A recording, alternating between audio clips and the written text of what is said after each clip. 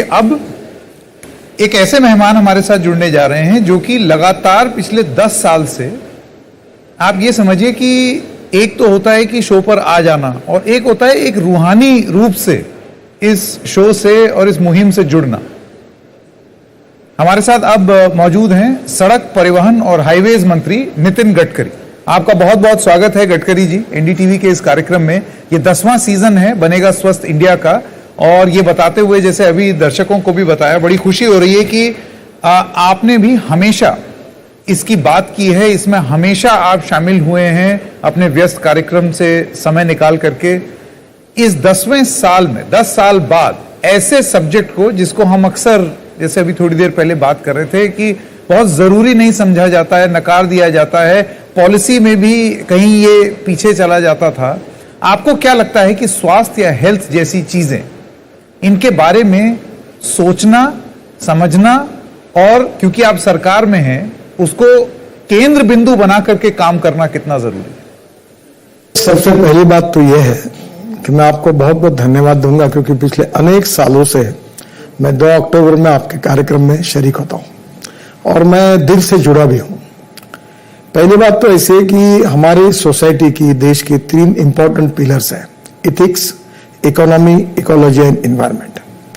और प्रदूषण के कारण air pollution, water pollution, sound pollution, हमारे स्वास्थ्य के ऊपर उसके बहुत गंभीर परिणाम हो रहे हैं। दिल्ली जैसे शहरों में जो अध्ययन किया गया, ये प्रदूषण से हमारी जिंदगी 10 साल कम हो रही है। और इसलिए मेरा सुझाव ये है कि महात्मा गांधी जी ने जो स्वच्छ भारत अभियान शुरू किया और मोदी जी ने इसको बहुत बड़ा वजन दिया, तो अब हम लोग कचरे में हम लोग वैल्यू क्रिएट करें।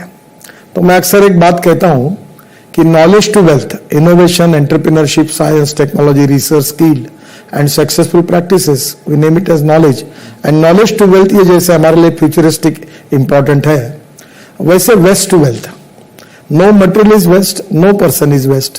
It is depending upon the appropriate technology and appropriate vision of the leadership that you can convert waste into wealth. मैं 2 अनुभव आपको बताता हूँ।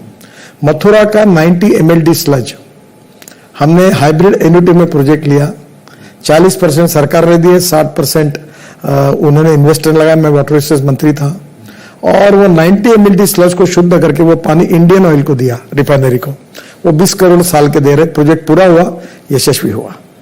तो मैं ये मानता हूं कि वेस्ट पानी को भी हम नागपुर म्युनिसिपल कॉर्पोरेशन में 300 करोड़ रुपए वेस्ट वाटर शुद्ध करके बेच रहे हैं। तो मुझे पावर जनरेशन के लिए, तो मुझे लगता है कि वेस्ट में वैल्यू अगर क्रिएट करेंगे तो होगा।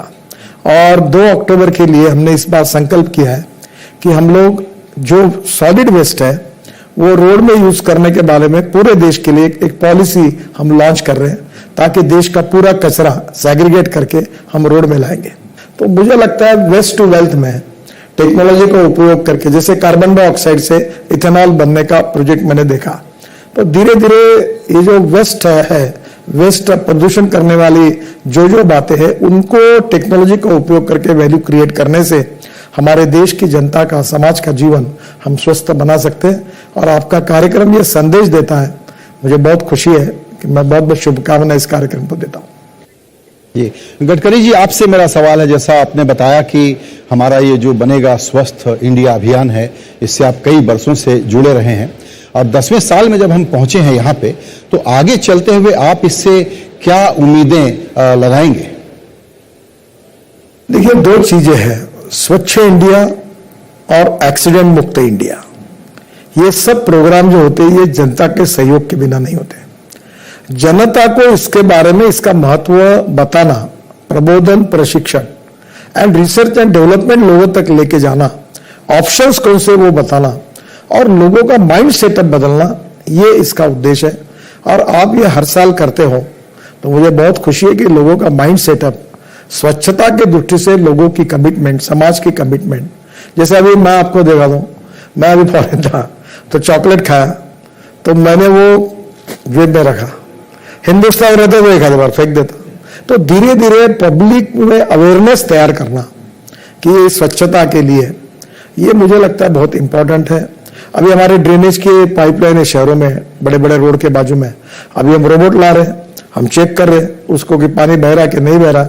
तो धीरे धीरे टेक्नोलॉजी का उपयोग करके, लोगों का प्रबोधन करके, प्रशिक्षण करके, स्वच्छता के प्रति लोगों को जागरूक करने से ही महात्मा गांधी जी का, मोदी जी का जो सपना है वो पूरा होगा।